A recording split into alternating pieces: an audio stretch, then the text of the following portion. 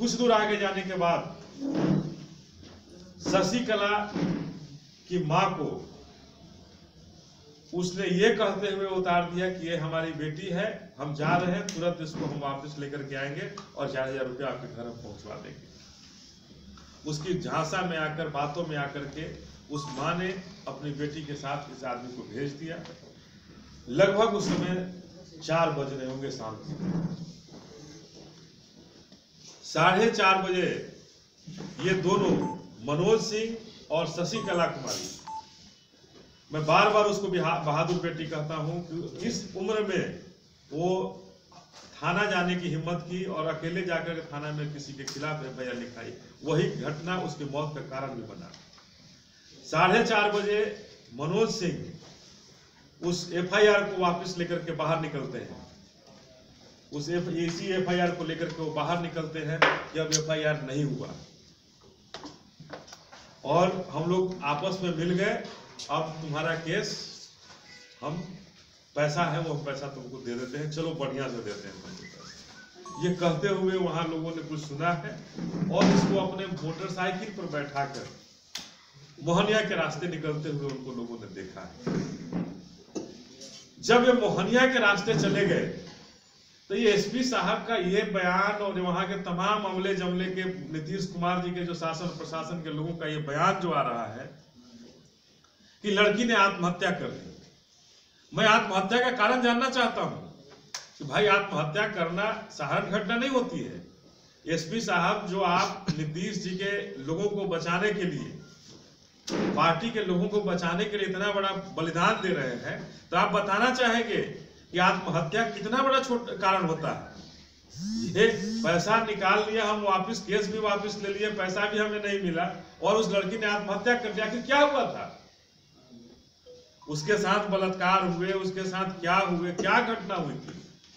4:30 बजे वहां से निकलता है लोग और 4:55 पर पुलिस का रिपोर्ट है कि लड़की ने आत्महत्या कर ली। मोहनिया स्टेशन के पास में रेलवे लाइन के किनारे लड़की आत्महत्या करती है। ये 25 मिनट में कौन सी ऐसी आफत आ गई लड़की के अंदर, जहां से करीब रामगढ़ से मोहनिया, जहां जो घटना स्थल जो बताया गया वो करीब 24 किलोमीटर की दूरी है। और 24 किलोमीटर लड़की के पास न तो अपनी कोई गाड़ी थी, न सवारी थी। किस रास्ते गई? मनोज सिंह को ये लोग कौन कर रहे हैं? बचाना चाहते हैं, क्योंकि वो इनके पार्टी के लोग हैं, इनके अमले दमले लोग हैं, इनके नेताओं के लोग गुर्गे हैं, इसलिए हम उन्हें बचाना चाहती है, उनके प्रशासन के लोग।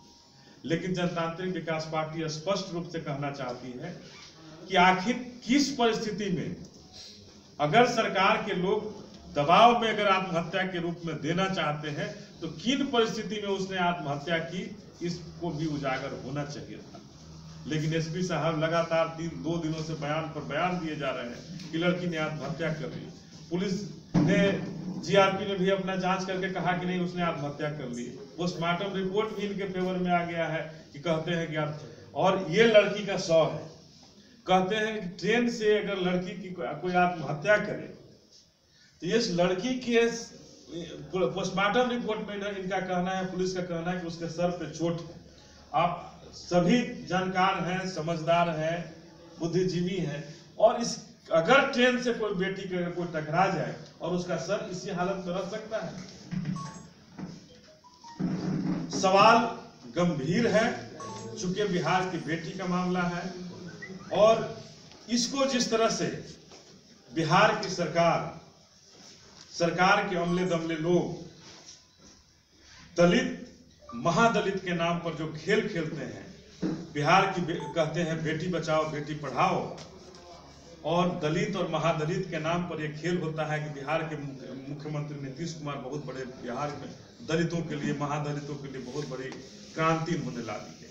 यही वो क्रांति है कि बिहार के दलितों और महादलितों की आवाज को बंद करने की बराबर कोशिश होती रही है, और कोशिश बंद करके कि हम बिहार के दलितों और महादलितों को बोलने नहीं देंगे तो फिर उनकी आवाज कैसे बाहर आएगी। ये वही कोशिश है, उसी का जवाब है कि हम मारेंगे लोगों को और आत्महत्या का रूप दे देंगे, कोई कुछ करने वाला नहीं। अब हम कल जब इस घटना स्थल पर गए ये सारा कुछ वहाँ की से जांच से मिला। लड़की के माता और पिता का जो बताया हुआ है, जो दुख हमने सुना, जो दर्द सुना, वो दर्द मैं बयान नहीं कर सकता।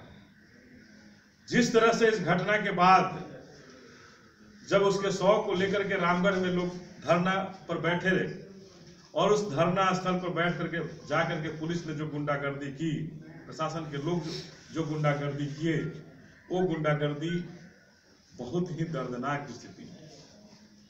पुलिस अपनी पक्ष बताती है कि हमारे थाने पर हमला हुआ, थाने को जला दिया गया। ये कौन जलाया उसको समझने की जरूरत है, पकड़ने की जरूरत है। लेकिन जिस तरह से लड़की की, एक तो उसकी बेटी की हत्या हुई, उसके पिता को मारा गया, उसके चाचा, आज तक पुलिस ने उसके चाचा को गायब कर रखा है, कहाँ है कुछ पता नहीं है। उसके चाचा के साथ 2 आदमी और उसके चाचा का नाम देवराम है, वो गायब है, नहीं मिल पा रहे हैं। आज तक परिवार के लोगों को सूचना नहीं दी